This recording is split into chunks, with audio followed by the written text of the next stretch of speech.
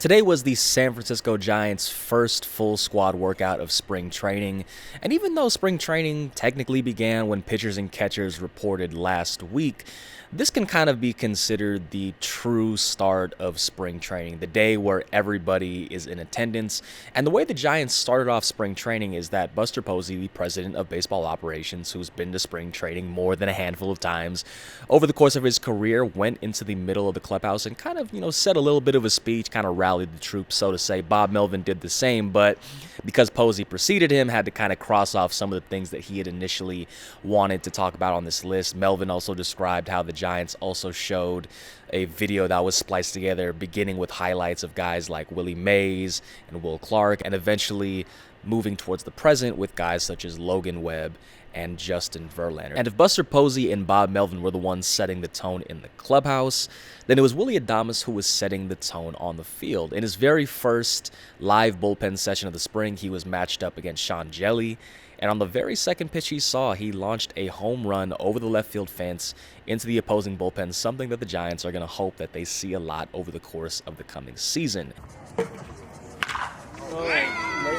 And with today being the first full squad workout of the spring, we had an opportunity to formally talk to Adames for the first time since his press conference in December. And there was a couple different subjects that Adames touched upon, but the one that personally interested me most was him discussing his defensive woes in 2024. Now, offensively speaking, it was arguably the best season of his career. He set career highs in homers with 32, RBIs with 112, runs with, I believe, 93, and stolen bases with 21. He became just the second Brewers shortstop in franchise history to record a 2020 season and the first to record a 30-20 season. Now, on the flip side of that, for as well as he played offensively, he just wasn't good defensively. In addition to the career high, or rather career worst 20 errors that Adames had at the shortstop position, he also was worth negative 16 defensive runs saved, which wasn't just the worst mark by any shortstop in all of baseball, but the worst mark by any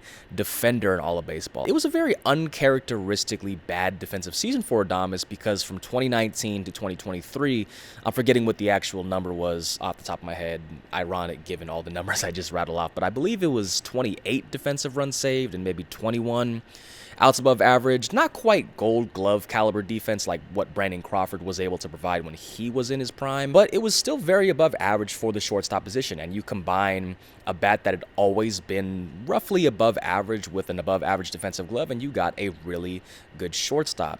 And what Adames said is that the majority of last year's struggles were the result of a 3-week period where, in his own words, he had lost his confidence. And if you look at the month-by-month breakdown of his errors, you can kind of see that in the middle of the season, the errors really started to accumulate. In April, I believe it was 1. In May, I believe it was 2. June, 2. Something in that range. But in July and August, he committed 11 total errors before kind of being able to get back to something more manageable, more normal, and only had 3 errors in the month of September. And when he was discussing what he needed to do in order to regain his confidence, he said it was a matter of making plays. And he also discussed that when you're in a place like that, when you're in a hole like that, it's really tough to pull yourself out. But coming into this spring, he believes that he's regained his confidence and he's going to look more like the defensive shortstop that he's exhibited in the past. Another subject that Adames was asked about was the roster, which, aside from the additions of himself and Justin Verlander, as well as the subtractions of Blake Snell, Michael Conforto, and Taylor Rogers, the roster from last year to this year is roughly the same, and if you kind of want to cherry pick that in a bit, you can also say that Jung-Hoo Lee is a bit of an addition as well because he only played 37 games and his season was done by May. But going back to the time of Adames' signing, the Giants signed Adames just before the winter meetings and made the signing official just after the winter meetings, and it seemed at the time that the signing of Adames would really set up the Giants to have a pretty active offseason, especially considering that they had just finished 4th place, and it was their 3rd consecutive year of finishing 500 and below. And while signing Justin Verlander, a future Hall of Famer, doesn't exactly count as insignificant, it didn't end up being an offseason where they made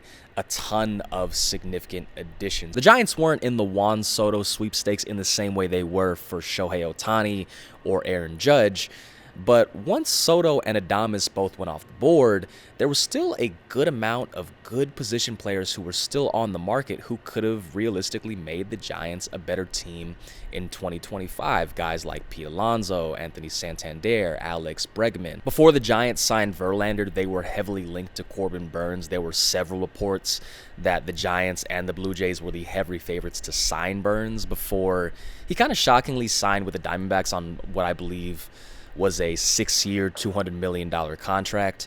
And when Adames was asked about the Giants' offseason and how that, aside from him and Verlander, it was pretty quiet, Adames expressed that he believes that there is a lot of talent, especially a lot of young talent in the clubhouse, and even kind of projecting forward, you look at someone like Bryce Eldridge, who could potentially factor in late in 2025 or early in 2026. Bryce Eldridge also had an opportunity to speak to the media today after spending the last couple days over at Papago Park. A lot of interesting things that he had mentioned in our conversation with him. I'll be writing and recording a video on that tomorrow. But the one thing that I will mention today is that he was asked about the selfie that he took when I believe Eldridge was 9 years old at Camden Yards when Justin Verlander was in town. Eldridge mentioned the photo to Verlander, and Verlander in response said, "That's sweet."